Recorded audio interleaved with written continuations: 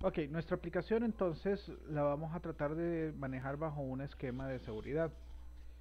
Si nosotros lo vemos de forma simple, toda aplicación de comercio electrónico requiere de un elemento para entregar información al público en general y un elemento que nos permite entrar a información que depende únicamente de la persona autenticado o de un usuario registrado. A eso le podemos llamar de que son elementos públicos, los vamos a poner en verde, y elementos privados, que los vamos a poner en un como anaranjado. Ok, aquí tenemos all, puede acceder perfectamente a todas nuestras rutas que estén públicas, pero únicamente van a poder entrar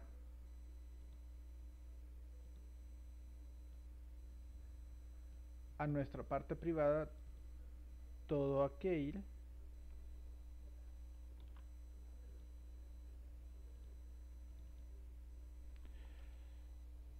autenticado. Ok, cuando nosotros hablamos de un esquema de seguridad para cualquier aplicación web o cualquier aplicación en general, estamos hablando de dos procesos que se llevan a cabo. ¿Quién me puede decir cuáles son esos dos procesos?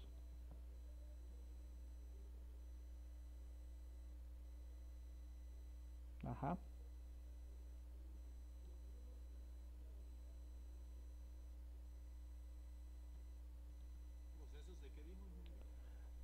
Cuando estamos hablando de un esquema de seguridad, todo esquema de seguridad tiene dos procesos.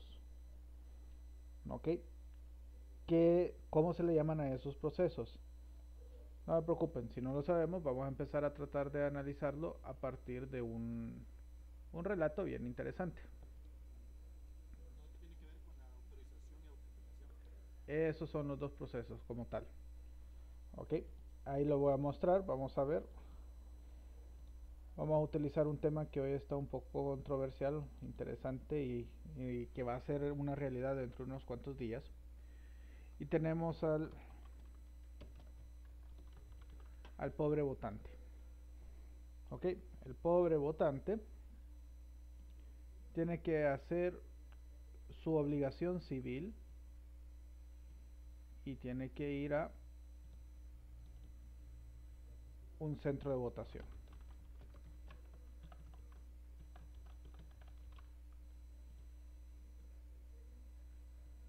En la entrada al centro de votación va a estar una persona que le va a permitir entrar únicamente si tiene su tarjeta de identidad. Porque si no tiene su tarjeta de identidad, ¿para qué va a entrar a hacer bulto adentro? ¿Cierto? Ok, entonces viene el guardia y le pide una credencial. Usted le muestra esa credencial, él verifica esa credencial y autoriza el acceso. ¿Ok? Entonces ahí está autenticando que usted contiene las credenciales que lo identifican como una persona que va a entrar al centro de votación. Entonces ese proceso se le llama autenticación. ¿Qué credencial presentó? En este caso, la credenciales que presenta uno es un carnet de identidad, carnet de residente o ciudadano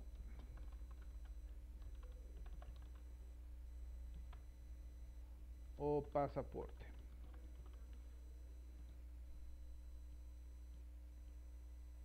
Si se fijan, para el mismo elemento usted puede llegar a entregar dos cosas: credenciales, carnet de identidad, carnet de residencia o ciudadano o pasaporte.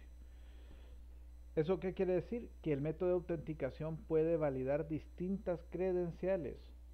Cuando hablamos de una autenticación, normalmente a nosotros se nos viene a la cabeza de un solo usuario y contraseña, ¿cierto? ¿Ok? Pero no, no necesariamente una credencial es usuario y contraseña. Ustedes lo están viviendo ahora en esta edad moderna. Ahorita hay doble autenticación. ¿Qué le piden? Usuario y contraseña y después le piden un código alfanumérico enviado a un medio seguro verificado, que es lo que ustedes le llaman como doble factor. ¿Alguien lo ha usado? O por ejemplo en las instituciones bancarias ellos les dan una aplicación y le dicen para completar la transacción autorice con su token. El token es otro tipo de credencial que le permiten autenticar que usted es la persona que está diciendo que es. Entonces ahí está autenticándose contra una entidad o una autoridad. Por ejemplo, ustedes vienen y crean una nueva cuenta en un servicio X y les piden, ok, usted puede hacer un sign in al nuevo servicio, digamos en un directorio de pymes. Entonces en ese servicio les va a pedir usuario contraseña, si quieren hacerlo como nuevo, les va a pedir, puedes entrar con Google, con Facebook, con Twitter o GitHub, digamos, si lo hacen más techy. Entonces, ahí me está pidiendo un esquema de autorización que valida diferentes credenciales. Si lo hago con Google, lo que estoy validando es que Google me envíe un token diciéndome de que en efecto esa persona es la que se logueó con las credenciales propias de Google ha emitido. O si es de Facebook, igual, que su cuenta de Facebook es válida.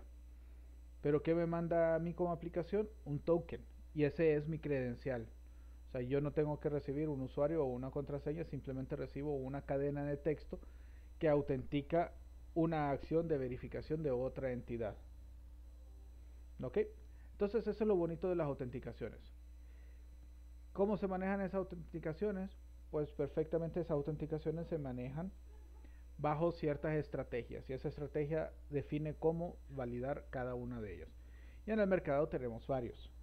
El que se le llama el básico, el basic form, es lo que nosotros conocemos comúnmente, usuario y contraseña. ¿Ok? Ese es el formato básico, login base. Luego tenemos otros mecanismos de autenticación como el JSON Web Token, que ustedes no lo han visto, ojalá en el seminario lo van a lograr ver.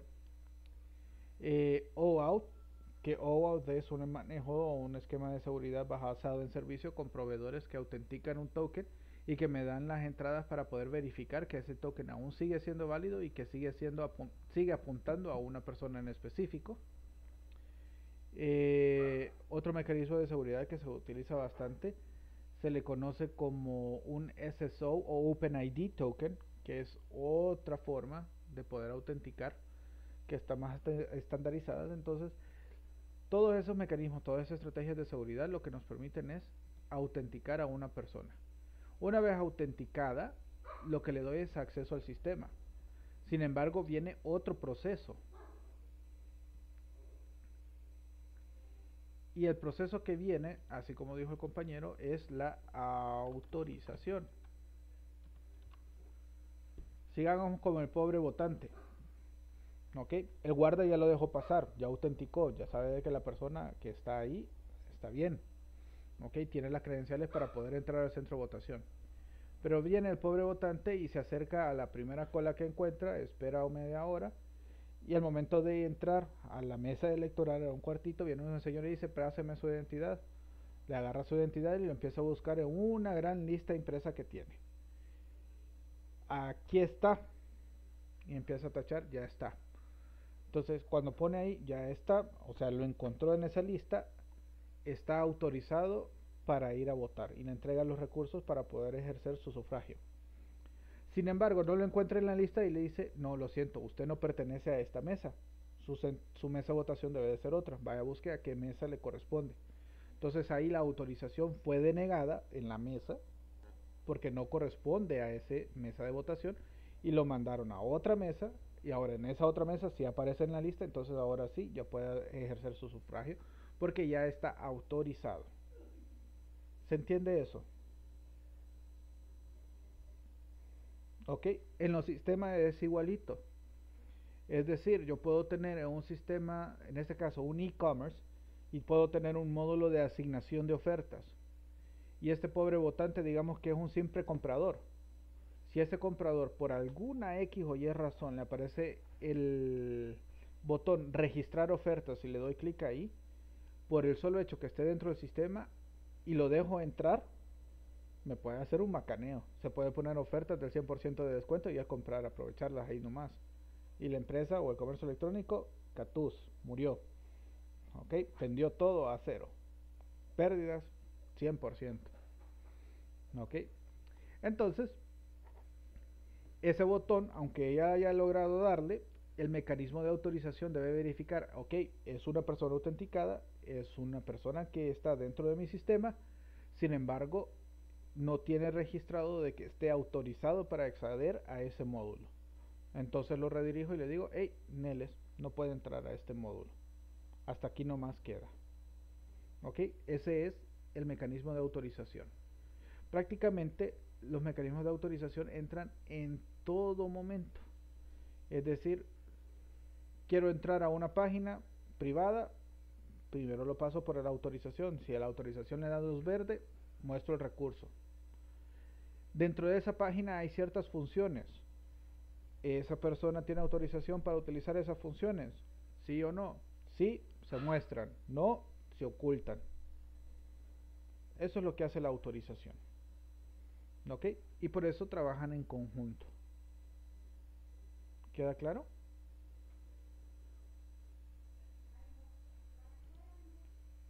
Ahora, vamos a ir viendo algo bien interesante aquí. A mí me encanta esta parte para que la entendamos bien.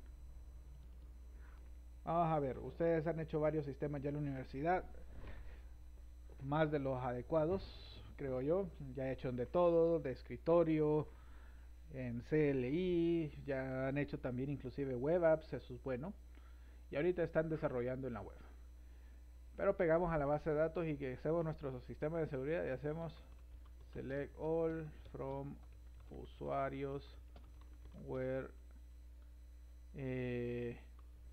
user es igual a, vamos a poner una instalación, and password es igual a tal.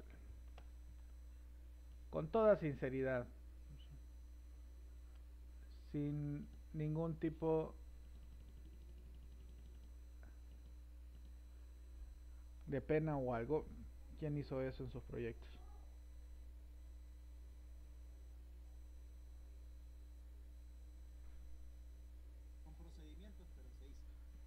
Así, usuario y contraseña en el mismo punto. Ok, es una forma. Es una forma, pero les voy a decir que esa forma no es la correcta. Más si me permitiera aquí definirle background color, se lo pongo en rojo. No hagan eso. Ya les voy a explicar un por qué. Eso generalmente cuando estamos haciendo un login y la autenticación a través de uno básico. La contraseña me viene de un cliente. Lo agarro un controlador. Y luego ese controlador envía esa contraseña nuevamente a la base de datos. O sea, la contraseña pasó así como tal de un lado a otro. Asumiendo de que no hay que decodificarla o desencriptar nada. ¿Qué sucede si el usuario es incorrecto? No me tira ningún registro. ¿Qué sucede si la contraseña es incorrecta? No me tira ningún registro. ¿Qué sucede si ambos son incorrectos? No me tira ningún registro. ¿Qué sucede si los dos son correctos? Me tira un registro. Ok, funcionalmente está bien, devuelve un usuario que está debidamente autorizado. Pero este query así, donde el usuario y la contraseña se validan en el mismo punto, nos hace perder información. Voy a exponerle otro caso en donde ustedes pueden ver la importancia de manejar información adicional más que existe el usuario con esas credenciales. En un trabajo que tuve hace unos cuantos años, este desarrollador cometió el mismo problema y ha graduado, ¿va? Entonces, el sistema de seguridad igual, usuario igual a tal y password igual a tal, perfecto. De repente lo que sí tenía era que le gustaba loguear todo y una de las cosas que se logueaba era el intento de acceso. De repente una revisión de seguridad encontramos que a un usuario recién despedido empezó a entrar tun tun tun tun tun tun a los logins y no nos dimos cuenta. Llevaba como 10 meses en tratando de entrar una vez ya despedido al sistema, probando distintas contraseñas y su usuario. Y después pasó a algo más. Empezó desde esa misma IP a encontrarse usuarios y contraseñas distintas generadas desde una misma IP. O sea, encontró un programita que le permitía hacer algo llamado un ataque de fuerza bruta, que agarra un diccionario de usuarios y un diccionario de contraseñas comunes y empieza a bombardear un sistema de login para poderse loguear. Ok, primera señal de defensa, no se había implementado un cross-site scripting, entonces la herramienta podía tirarle a ese formulario n cantidad de parámetros de forma automática. Segundo, no nos dimos cuenta jamás porque la información de los intentos fallidos se perdía. El log nosotros lo identificamos solamente porque existía un log que decía intento de acceso de tal IP a tal recurso y era un log del web server, no era de la aplicación. Entonces, ¿qué sucedió? Decidimos cambiarlo y empezamos a ver y a trabajar y le quitamos la parte del password y hacíamos una validación posterior del password. ¿Por qué? Porque de esa forma yo puedo identificar, ok, es un usuario que sí sabe un usuario, pero no se acuerda la contraseña, o no sabe la contraseña que se le cambió cuando fue retirado, o es un usuario que ya está inactivo y está tratando de entrar. Pero si de un solo el password ahí me inhabilita el acceso a saber si existe o no el usuario, de un solo me estoy perdiendo esa información. Logueamos esa información. Después de 10 meses nos dimos cuenta de que ese individuo fue que se desesperó, pero habían otros atrás, anteriormente, que seguían intentando, teniendo años de estar desligados, de adivinar su contraseña, y lo hacían una vez cada hora, una vez cada 2 horas. Entonces era más difícil de detectarlos utilizando el mecanismo de los logs, porque los logs lo que encuentran son los spikes, lo que se muestran ahí. Entonces, es por eso que inclusive en los know-hows que tiene SAP, determinen de que esto no se haga, sino que lo que se debe hacer es buscar el registro del usuario. Una vez teniendo el registro del usuario, se verifica el estado del usuario en su momento, porque si está, por así decirlo, dado de baja, o sea, ya, perdón, dado de alta, o sea, que ya no pertenece al sistema, está inactivo, ¿para qué voy a comprometer alguna contraseña de estarla comparando con algo? Neles. ¿Ok? Entonces vienen y verifico, ok, está bien, está vigente, no hay ningún problema. Ahora puedo verificar, la contraseña está vigente o no. Si está vigente, perfecto. Puedo controlar y manejar. Ah, ya ha tenido tantos intentos de logueo fallidos. Llegó a este límite, lo siento mucho, cuenta bloqueado, y le muestro un mensaje. Hey, ¿sabe qué? Su cuenta ha sido bloqueado por intentos fallidos. Contacte a tal agencia. ¿Quién le ha sucedido en los bancos? Aquí no todos son güeritos, pero en BAC en especial y en Ficosa. Si uno no se acuerda de contraseña, intenta 3 veces seguidas, ay hombre, hay que llamar al call center, esperar que le respondan. Dígame, Carlos. La verdad, sí es. En todo sistema, ya sea en el conectarse de la máquina, del sistema de AS como siempre, ya sea en todo, tres intentos fallidos y usted tiene que venir o llama al data center si usted es interno del banco o llama a call center para que le reinicie una contraseña, le tiene que mandar la contraseña un correo, ese correo tiene que estar registrado y así sucesivamente y viceversa. La cantidad de intentos puede o bloquear la máquina, mantener un estatus dependiente mientras se reinicie la contraseña, pero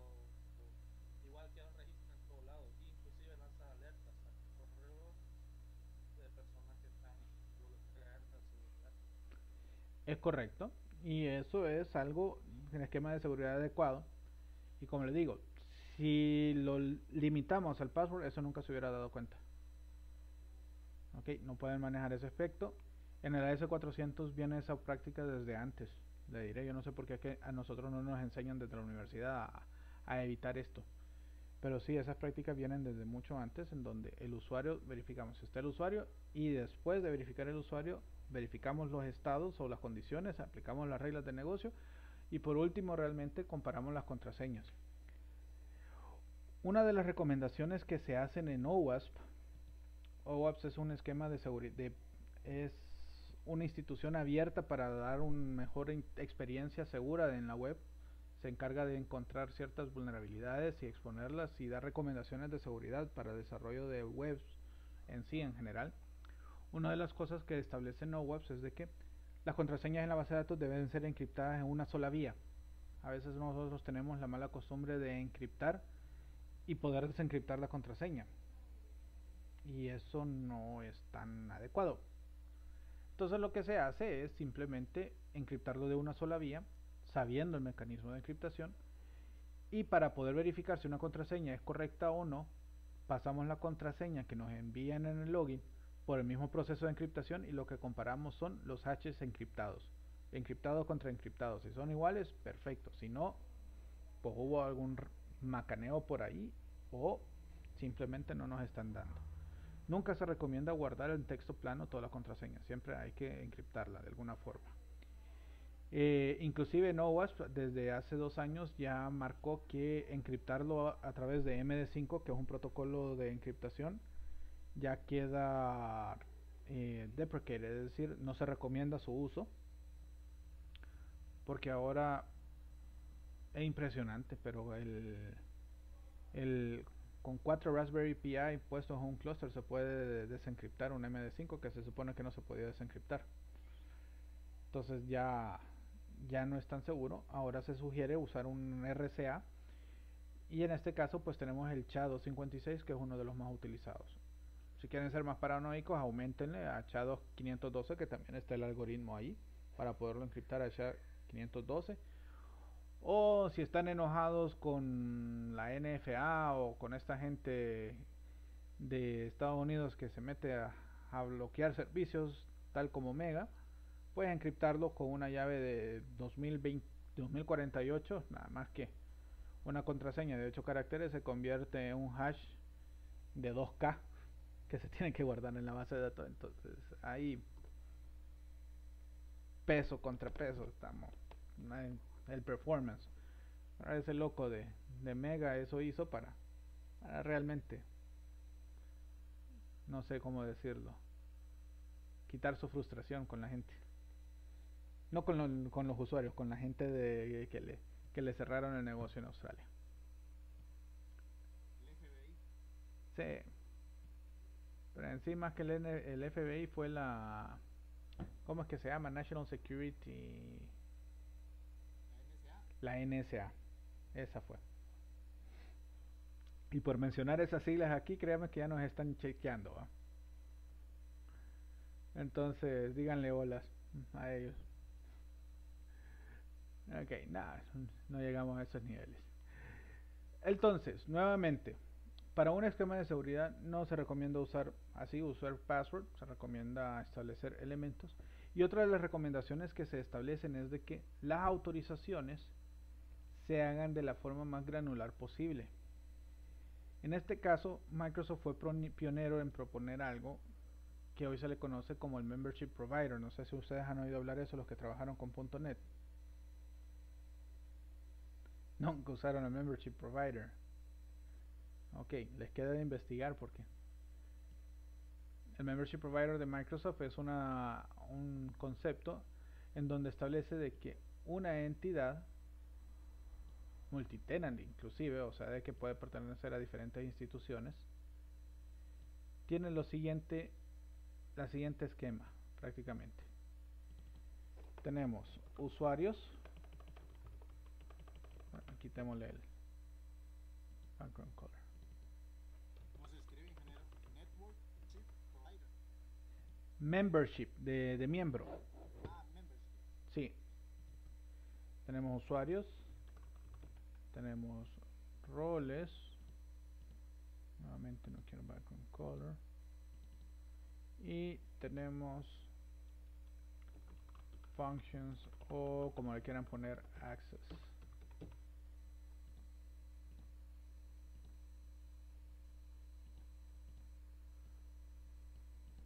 Ok, entonces esta es una relación bien interesante. Estas tres tablas son impresionantemente útiles.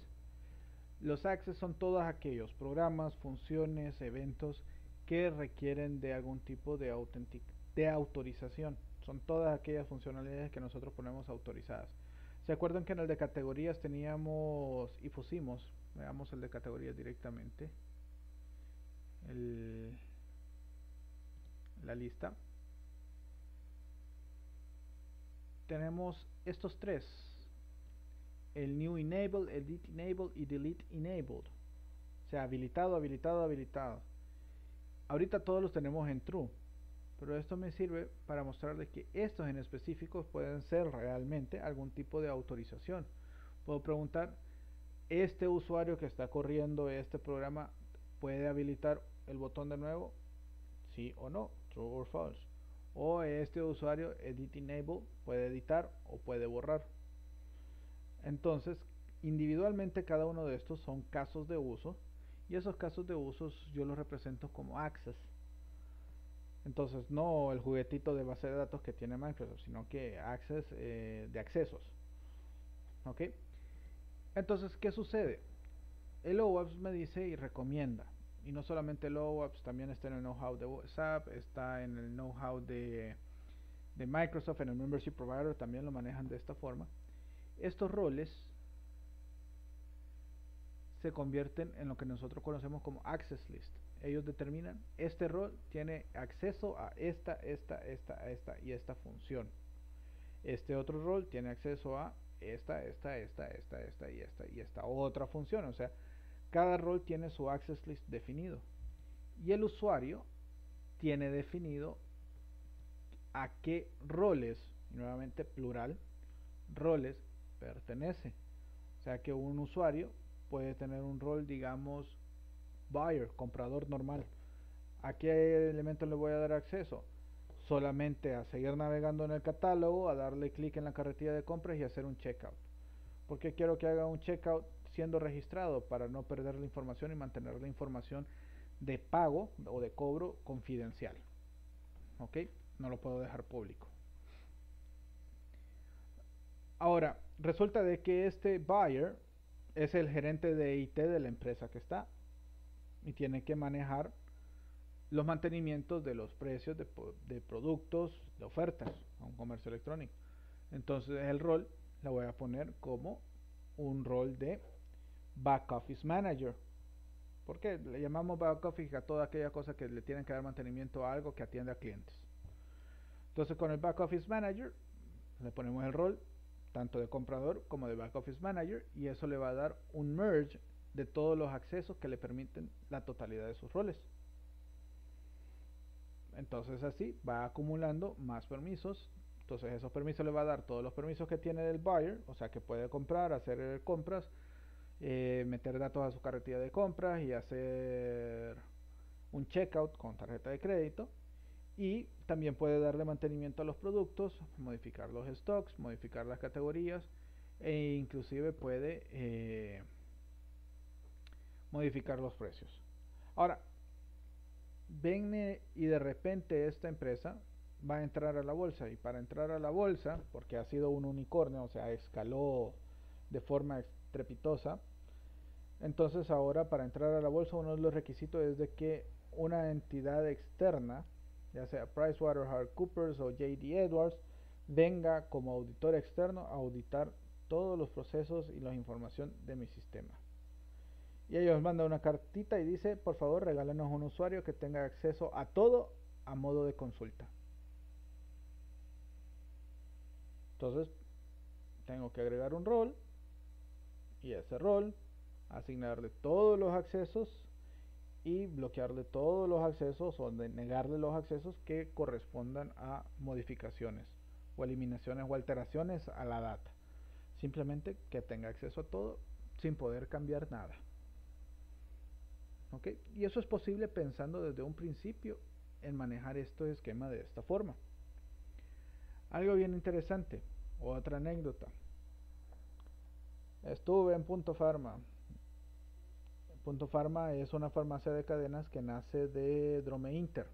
Drome Inter es la casa farmacéutica y la importadora de medicamentos que levantó las Punto Pharmas para poder colocar sus productos. Lo mismo hizo Farinter, que es otra casa comercial de importación de medicamentos, una droguería se le llaman. Farinter tiene Kielsa y lo mismo hizo Mandofer con señor Máximo para las farmacias del ahorro y Regis. Ok, o sea que esas cadenas, atrás de esas cadenas está una droguería que importa medicamentos. Así de simple, ahí no nos perdamos. Solo la Simán creo yo que es la única independiente porque la droguería está en El Salvador, no está aquí. Pero de ahí las demás están. Y de ahí las pequeñitas lo que han hecho es asociarse y en esa asociación logran compras con volumen, que hace el negocio de las farmacias. Pues este muchacho viene y otro error común que los que hacemos en los proyectos. En la estructura de la tabla puse una bandera verdadero y falso, donde la verdadero era isadmin, es administrador, en 1, no es administrador, en 0. Y para ahorrar espacio lo puse en bit, o sea que solo funcionaba con 1 y 0, no funcionaba otro entero. Y de repente de la droguería llega una consultoría mexicana a mejorar algunos procesos de la droguería y nos pide acceso a la farmacia, que es una dependencia de la droguería, de solo lectura. Y este compañero aquí sudando la grueso y helado porque no se le podía dar. Por ese no poderle dar ese acceso, vino la auditoría y dijo, ok, punto de mejora y punto de dependencia. Necesitamos acceso de lectura a los sistemas de Punto Pharma. Si no se nos puede entregar, suspendemos la auditoría en estos momentos, regresamos en 3 meses. ¿Eso qué quiere decir? Que este muchachito a la empresa le hizo gastar en viáticos de los consultores mexicanos, le hizo gastar en controles establecidos, en una planificación totalmente botada por no poderle dar acceso y una mega regañada, porque solo me acuerdo de ese señor. Perdón por la palabra, pero cómo me putió por eso. Entonces, experiencia aprendida. Tenemos que poderle dar acceso a los auditores. Ingeniero, Diga. ante esa situación hago la consulta porque por lo menos en uno de los proyectos sí recuerdo que nos estaban pidiendo esos niveles de acceso. Ujú. La pregunta sería, esos niveles de acceso codificado, a nivel de codificación estamos hablando de que es un if-else. O sea, si tiene este nivel de acceso, o sea, si es un 1, puede ver esto. Si es un 2, es esto. Si es un 3, puede hacer todo esto. O definitivamente es un proceso, no sé si más sencillo o más complejo para poder habilitar esos roles y esos accesos. Mire, una de las cosas más interesantes que nosotros tenemos es de que generalmente la parte de seguridad lo dejamos de último en el desarrollo. Queremos que funcione y después vemos cómo le metemos seguridad. Mistake, un grave error, realmente. Eso no, no, no, no, no, no. Una de las cosas por experiencia que se los puedo recomendar y después uno ya madurando y después de esas reverendas que le dan a uno, empieza a leer y a entender que en la universidad nos forman, pero solo para comenzar. El mundo de la informática aquí es demasiado grande para poderla abarcar en un curso de 4 años. Entonces uno va agarrando, ok, no, me toca aprender, todos los días aprender algo. Entonces, dentro de esos, las mejores prácticas mundiales para esquemas de seguridad, hay bastante información, hay información metida, y lo interesante es de que hay esquemas públicos, o sea, ustedes pueden ver y hacer un benchmark de cualquier esquema que ustedes encuentren. Las especificaciones están, inclusive los estándares, los IEEE manejan estándares de conceptos de seguridad. Y ahí uno encuentra, ok, uno En el código usted no puede definir, porque es una práctica común. Este tiene acceso 1, entonces entramos aquí. Este tiene acceso 2, entonces entramos aquí. Este tiene acceso 3, entramos en esto. Aquí tenemos que ir a la parte más granular, el acceso. ¿Cómo definen los accesos? Ustedes se acuerdan, o ustedes han hablado de Scrum. Sí, ¿verdad? Ya lo implementaron en varios proyectos. ¿Cuál es la unidad más mínima de medición de un Scrum? No son las catas. Las tarjetitas, los tasks que se le asignan en un sprint. ¿Ok? Eso es lo más pequeño. ¿Ok? En ese sprint a ustedes le dan un requerimiento y el requerimiento dice más o menos en esta cata, como dice usted en esta frase, eh, el usuario X o el rol X desea hacer X en el sistema para lograr X como objetivo. Generalmente esa es la estructura de un requerimiento. Entonces ahí le da tres pedazos de información. Uno, cuál es el rol que lo puede manejar. Por ejemplo, si yo quiero definir aquí el Back Office Manager, ahí ya tengo el rol, el nombrecito, desea actualizar, eliminar o crear nuevas ofertas para que éstas sean disponibles al usuario final en su compra. ¿Okay? El requerimiento está bien claro, ¿cierto? Y de solo esa frase yo ya encontré quién lo va a hacer. Lo va a hacer el Back Office Manager únicamente. ¿Qué es el Back Office Manager? ¿Una persona, un usuario? No, es un rol. Ahí de un solo ya me dio los casos de usos. Editar, eliminar, crear. ¿Ok? Esos tres son casos de uso. Esos tres se me convierten en un task. Uno tiene que eliminarlo, uno lo tiene que editar, otro lo tiene que actualizar. Al tener esos tres tasks puestos, esos se me convierten en access. O sea que para categorías, yo voy a tener categorías, el access de editar, el access de eliminar y el access de crear por separado. Eso me da la flexibilidad de que si viene un nuevo requerimiento y me dice el auditor va a poder visualizar las ofertas elaboradas por el Business Manager sin poder editar, actualizar o eliminar esas ofertas. Entonces, como ya los access están definidos, el rol que viene es el del auditor y solo le agrego el access de display, de mostrar.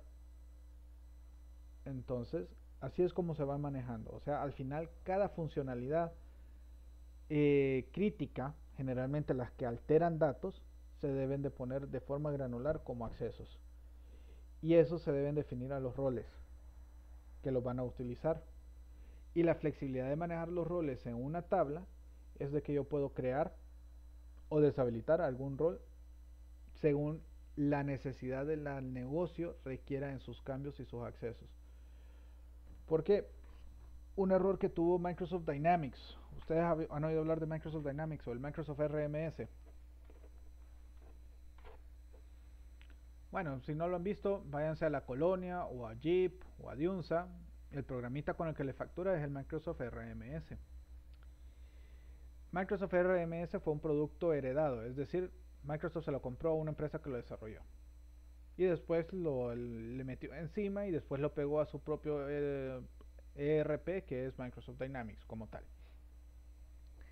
Pues el RMS viene internamente, solo les permitía 32 niveles de usuario. Y esos 32 usuarios tenían un catálogo, en la versión 3 todavía me acuerdo, ya definidos, inmutables, inmodificables.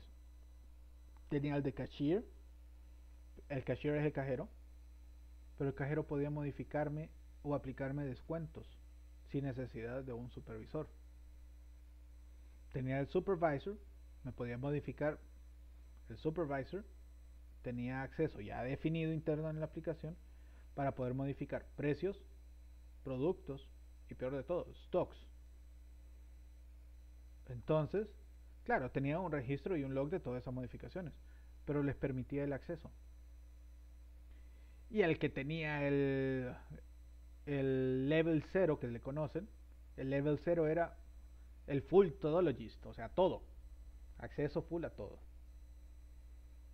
Entonces, uno primero tenía que aprenderse, ok, estudiar, estos son los 32, estos 32 son accesos y mapear estos 32 accesos a cuál sería el perfil adecuado para cada uno y después armar políticas, escribir manuales de uso. Ojalá que el usuario no se ponga a salirse de su manual de uso y a trastear y encontrar de que sí tiene acceso a algo que no debe tener acceso. Eso fue un relajo con la 3. Cuando el RMS identifica ese flaw, esa falla, la implementa. Ah, por cierto, y eran unos y ceros. O sea, eran 32 niveles porque el esquema de seguridad se guardaba en un campo de 8. Sí, de 8. De. Sí, era un campo de 6 bytes. O sea, eran 32 bits los que habían en secuencia. Y era una tablita, ni siquiera era una tablita, ya me acuerdo que me mostraron el archivo. Era un archivito que tenía del 0 al 32 como una matriz y una serie de unos y ceros que correspondían a 32 bytes específicos que así se guardaban internamente como bytes. Era ultra rápido, eso sí, no se lo voy a negar. Pero, olvídense. En la 4 cambiaron el esquema. Siempre dejaron los 32 niveles, pero le agregaron un feature que era bien interesante. Uno podía configurar cada nivel. Entonces, empezábamos con el 0 y ese tenía acceso a todo. O sea, era una línea 1, 1, 1, 1, 1, 1, 1, 1, todo para todos lados. Ya después, a partir del 1 en adelante, uno podía configurar. Y activaba un modo de configuración. Y ya estaba nivel 1 y empezaba a tocar este sí, este no, este sí, este no. Pero uno tenía que ir por todos los botones y funciones para poder definir si tiene acceso o no a ese nivel. Un trabajal terrible. Yo solo logré configurar 6. Se los comento porque me tocó. Después de esos 6, todos los demás, frum, ceros. Ya no había para dónde. Y no había un mapeo que difiera cuál era cada uno de esos unos. Yo me acuerdo que le asigné esa tarea a otro colega y el pobre estaba armando uno, tocando el botón para ver cuál bit era el que se modificaba. Nada, imaginan todo ese macaneo. Entonces igual lo dejaba demasiado limitado, muy inflexible. Y después con la nueva versión, ya la 5, la 4.5, ya establecieron y le implementaron el Membership Providers que ellos habían sugerido desde hace mucho tiempo.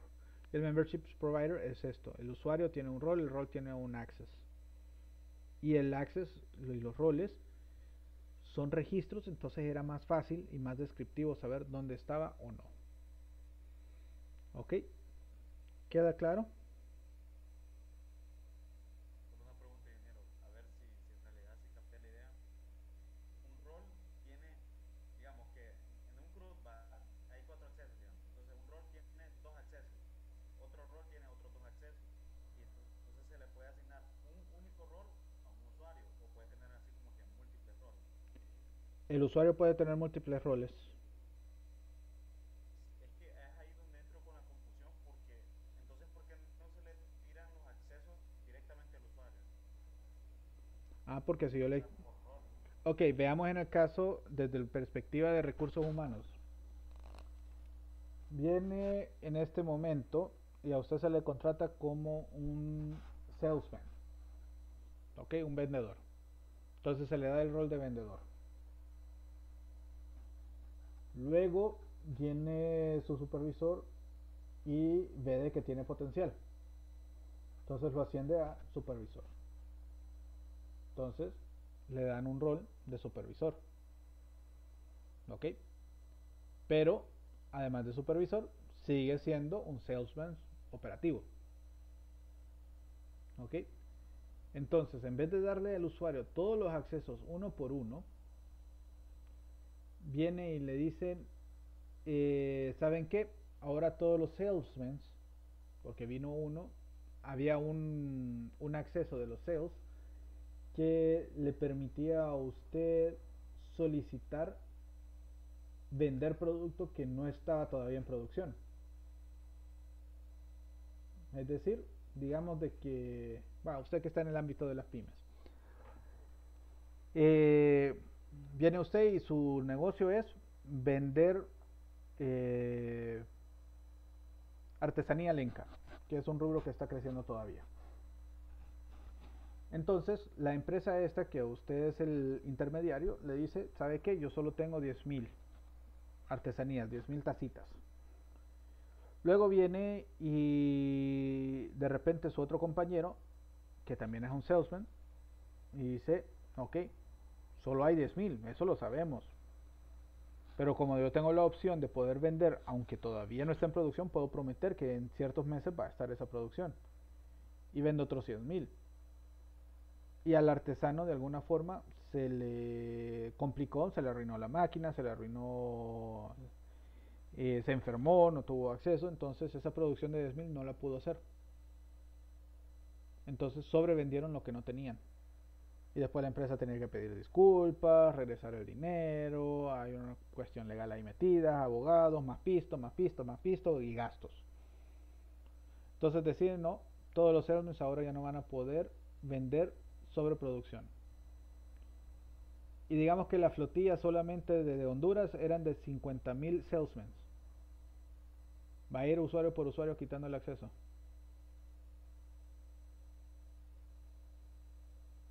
Ahora va a ir el rol de vendedores y quitarle el acceso. Y todos los usuarios que tengan el rol ya no lo tienen.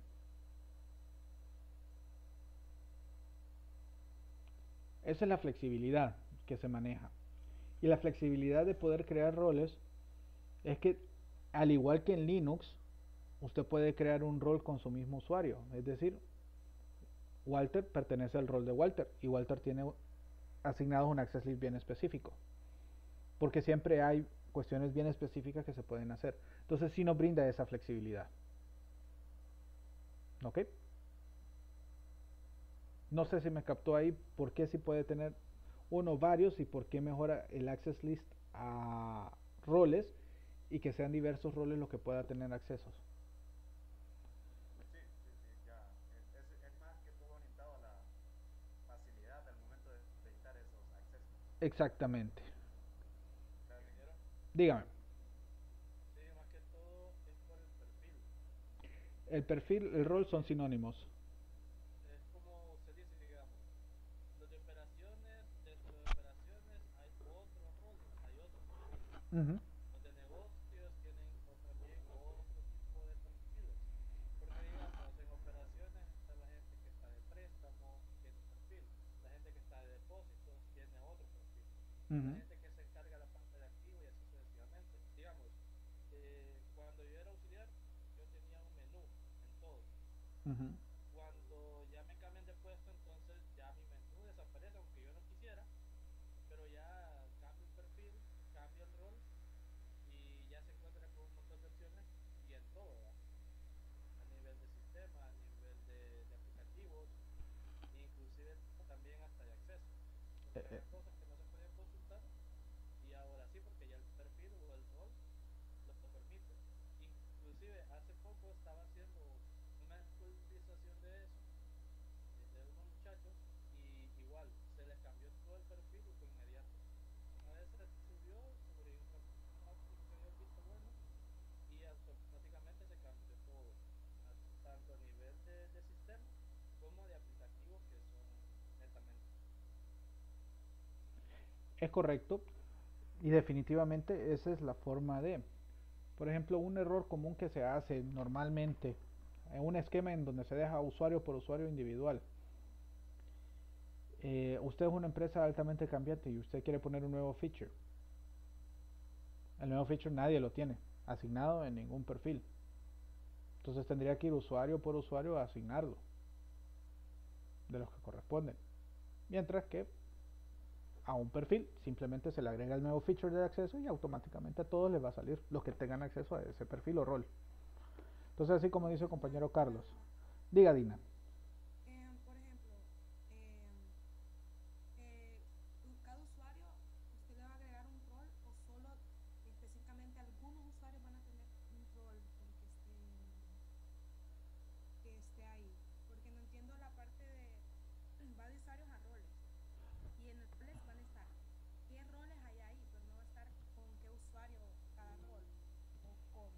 Ok, si nos vamos a algo más técnico, por aquí tengo el script que ya lo crearon ustedes. Ustedes vieron el security, ¿verdad? En sí estoy hablando de tres entidades, pero esas tres entidades, entre ellas hay una relación de muchos a muchos. O sea, entre usuarios y roles es N a N, y la relación entre roles a funciones, que aquí en este sistema le llamamos funciones, o a los accesos también es de N a N, es de muchos a muchos. En base de datos a nosotros nos han enseñado de que si hay una relación de muchos a muchos, ocupo una tabla intermediaria en que me permita una relación de 1 a n a la tabla intermediaria y de la tabla intermediaria de 1 a n a la otra entidad. ¿Ok? Eso es lo que existe en este esquema. Tenemos usuarios, tenemos roles, tenemos funciones. Esas son entidades. Para relacionar los roles con los usuarios tengo una tabla intermediaria donde está el rol y el usuario como llave primaria. ¿Ok? Eso me facilita de que a un usuario yo le puedo asignar diferentes roles. Y luego yo tengo otra tabla intermediaria que me relaciona los roles con las funciones específicas. O sea que por cada rol yo puedo tener n cantidad de funciones asignadas. ¿Se pueden sobrelapar uno arriba de la otra? Sí, sí se puede. Pero con tal se encuentre la primera instancia habilitada, ya tiene acceso, ya sea por perfil X o por perfil Y, cuando está para ambos perfiles definido. La ausencia del acceso significa que no se puede entrar. ¿Ok? Es por eso que esa estructura está de esta forma. No sé si le respondo a su pregunta, Dina. Sí, sí, sí, gracias. Entonces, sí, si lo vemos en un ER, aquí me hace falta poner en medio las tablas intermedias, que sería usuario o roles, para ponerlo mejor, roles por usuario, y aquí la otra intermedia que sería accesos por Por eso se lo pregunté, roles. porque yo miraba que había algo ahí, entonces dije, algo Sí, me falta, entonces seguro eso. Pero bueno, ya ahora explico igual. entonces sí, no, en efecto, o sea, a nivel técnico, sí, esto se tenía que explicar, que son las intermediarias, porque esto ya es nuestro esquema relacional que tenemos bien marcado en nuestra formación de base de datos, pues.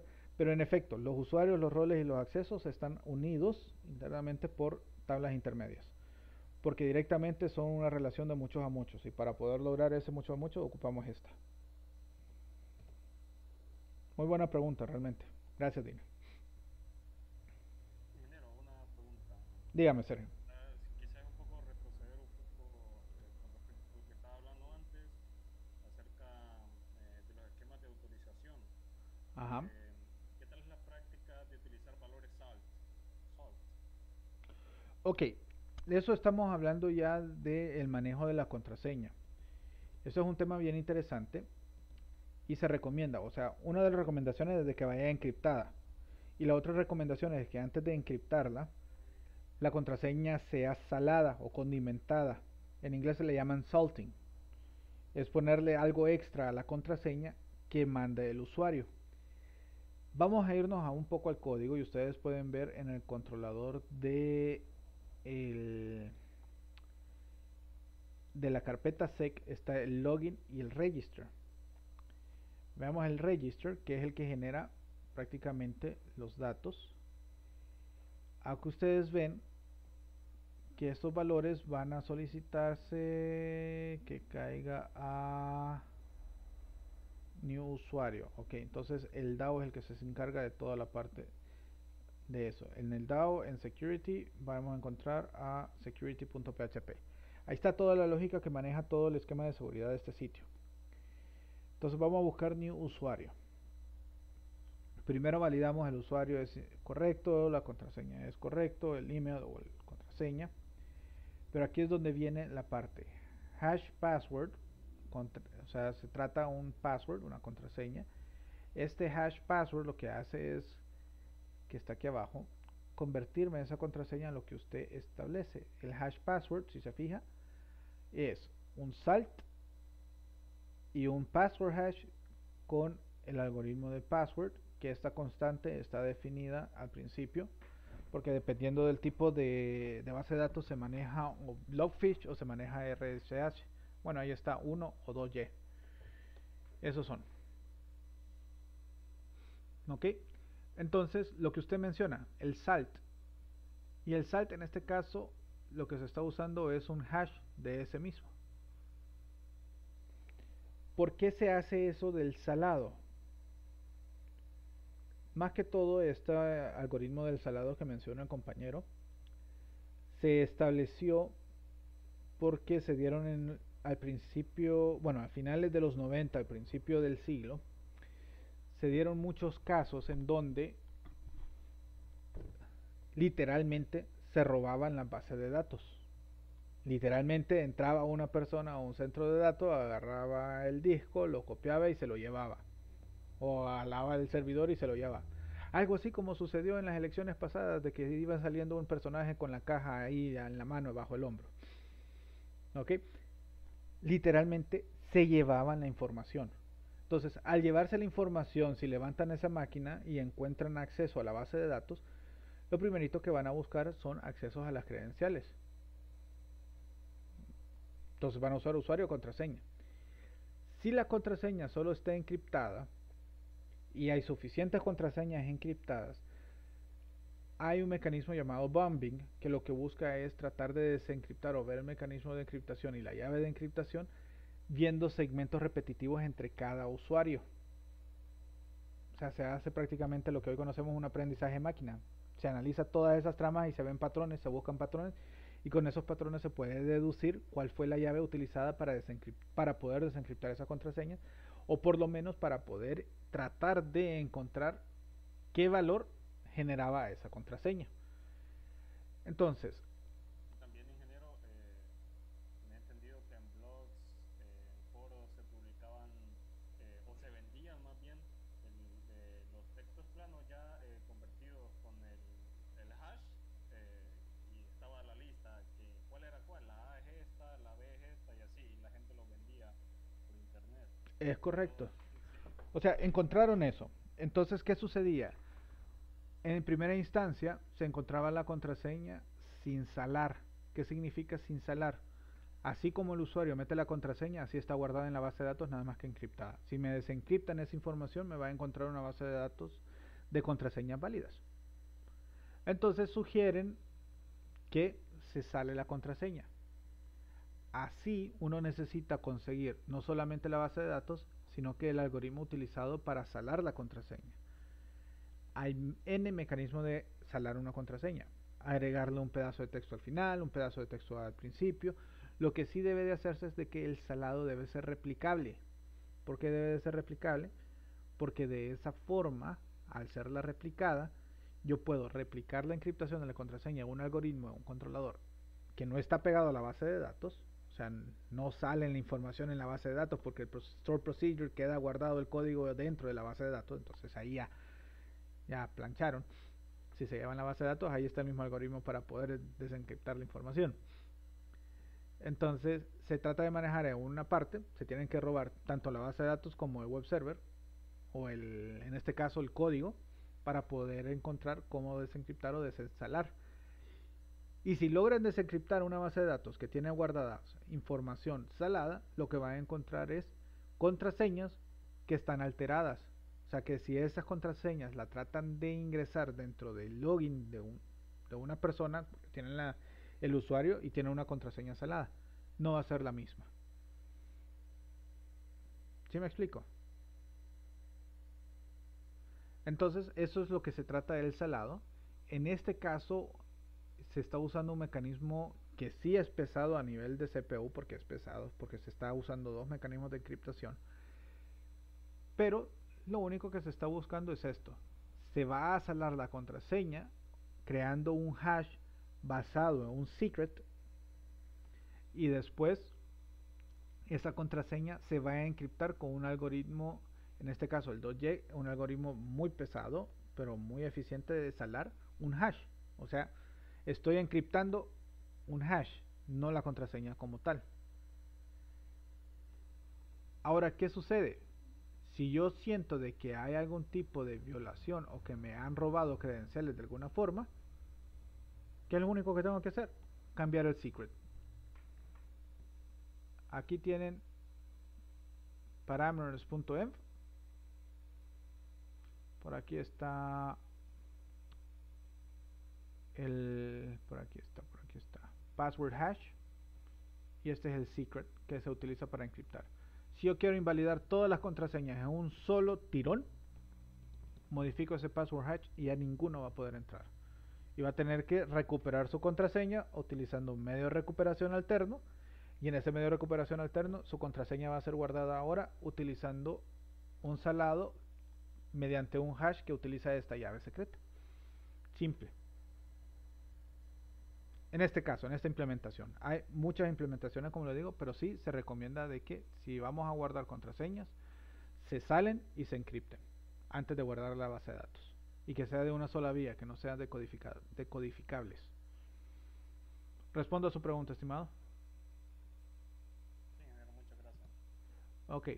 No, esto de seguridad es bien bonito, hay muchas cosas.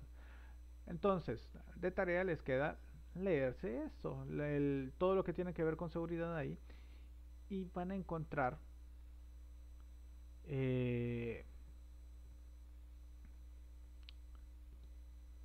por aquí van a encontrar dentro de los utilities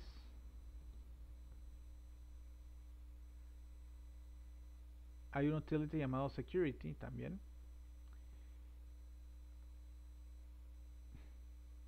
que simplemente me permite obtener el usuario, obtener solamente el user ID, y aquí está algo interesante: está autorizado o pertenece a un rol.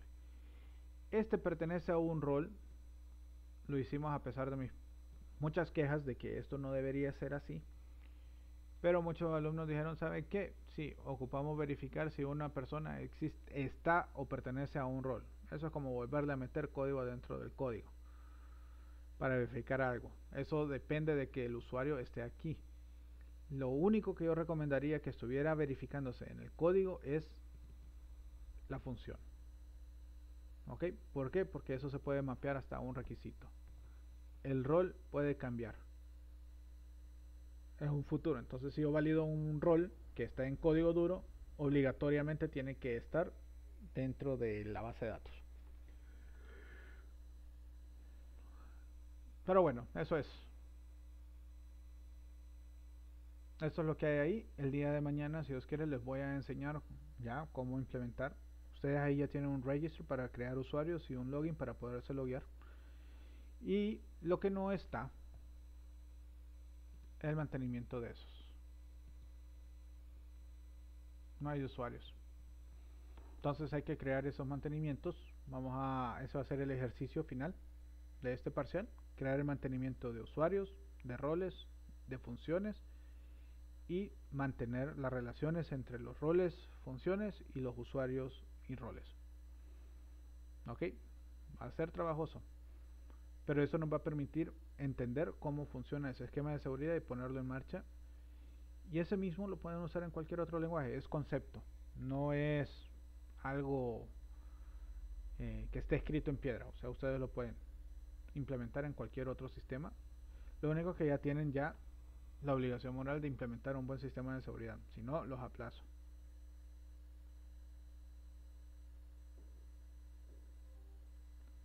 Bueno, pues estimados, creo que nos tomamos más tiempo del debido. Buenas noches. Esa fue buena motivación. Buenas noches. Buenas noches, ingeniero. Que descansen. Buenas noches. Buenas noches, ingeniero. Muchas gracias. Buenas noches. Dije, no sé, Dije, leía mi mensaje que dije tarde y yo mandé ahí que era porque no tenía energía, bueno, no tengo energía y me sacaba de la clase por mi internet, pero Ah, ok, no se preocupe, Dina, aquí está su. lo de la lista. Listo, no hay problema. Gracias. Bueno, gracias. Buenas noches. ingeniero, Ajá. ayer no pude entrar porque salí súper tarde de mi trabajo, entonces me tocó salir a hacer una diligencia y era súper tarde, yo por eso no pude estar ayer. Ok, no, no se preocupe.